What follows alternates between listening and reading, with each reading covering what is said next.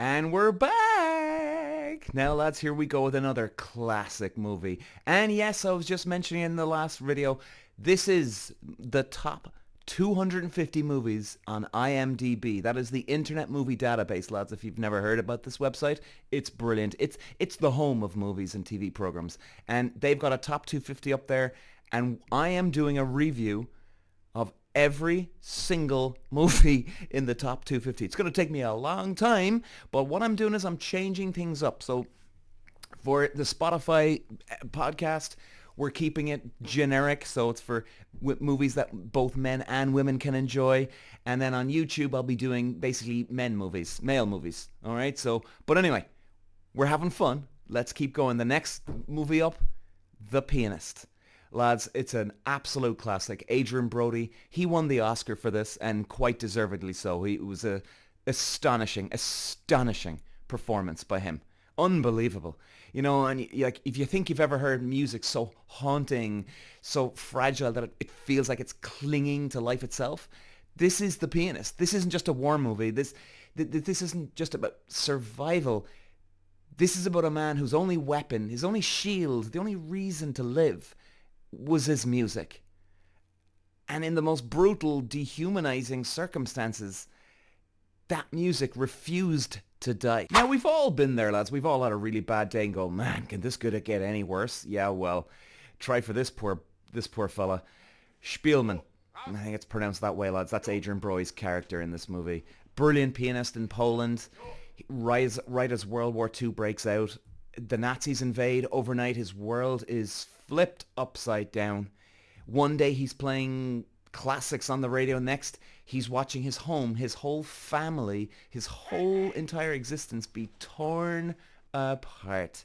And if you thought your boss was ruthless, imagine an entire regime whose goal is to erase you from history, because you really get an insight in this movie with this. It's amazing. Now let's paint the picture here, lads. As we know, World War II, we all know the stories, the horror stories. But this comes from Szpilman, Adrien Brody's character, and a Polish family thrown into the Warsaw Ghetto. They're packed in like sardines, waiting for just the inevitable, just waiting around to die. You see brutality in every corner, starvation, public executions, and yet even in all this horror, music still plays. Smuggled violins, whispered notes, fingers tapping against knees to just feel rhythm. It's humanity clinging to its last threads.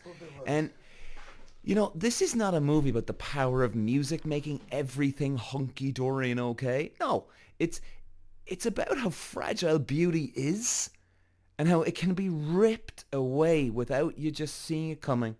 Because when those trains come, the ones heading to the extermination camps, Szpilman is spared, and I mean just at the last minute.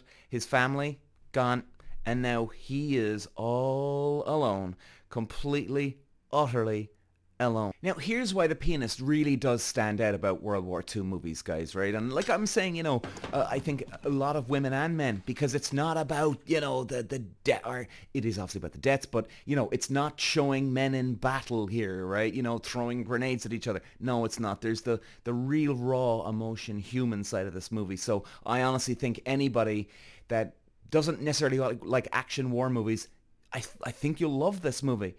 And it's not about the soldiers, it's not about the battle, it's about hiding, waiting, starving. The man spends years moving from one abandoned building to another, barely surviving on scrapes.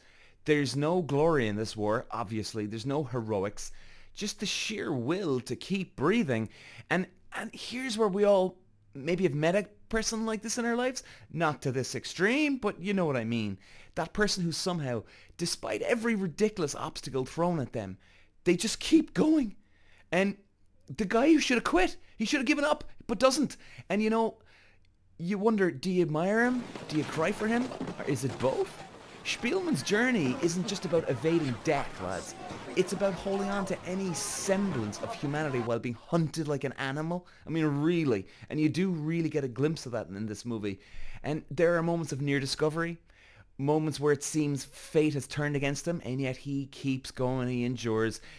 We see him forced to scavenge for food like a rat at some stages, breaking into empty apartments, hoping no one hears him. His body deteriorates. I mean, it's kind of overwhelming, I have to admit, how much weight Adrien Brody lost for this movie. It's like, whoa, eye-opening. His mind starts to slip, but still he refuses to let go.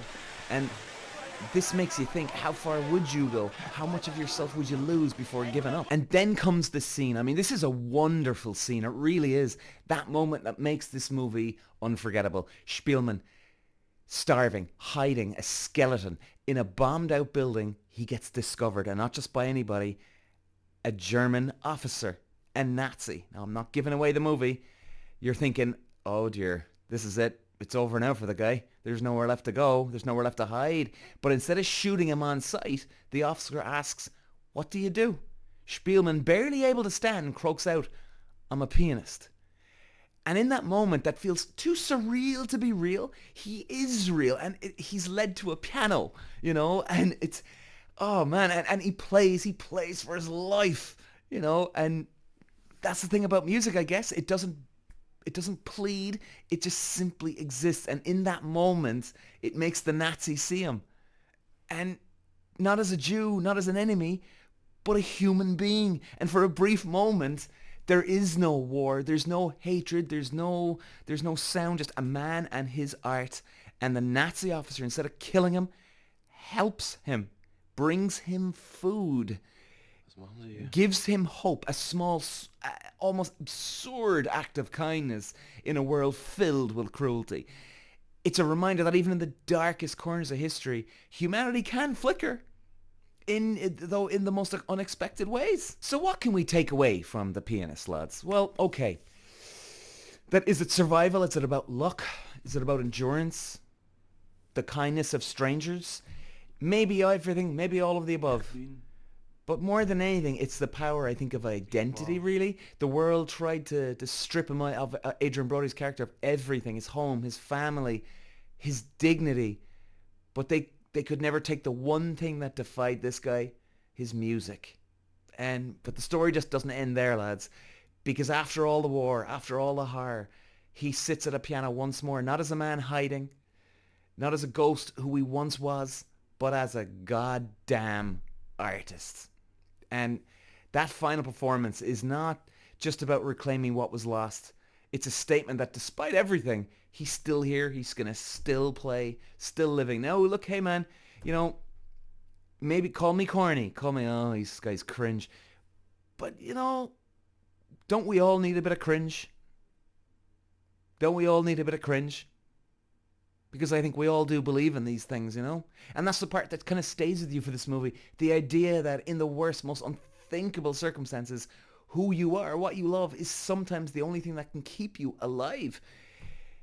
That's why The Pianist isn't just a war film, lads. It's a film about people. And about what keeps us going when the world falls apart. You know? And if you haven't seen it, do yourself a favor. Watch it and listen, and really listen. The Pianist, Adrien Brody, one of the great performances of all time, I honestly think. He won the Oscar, deservedly so. And I think he's going to blow you away with it.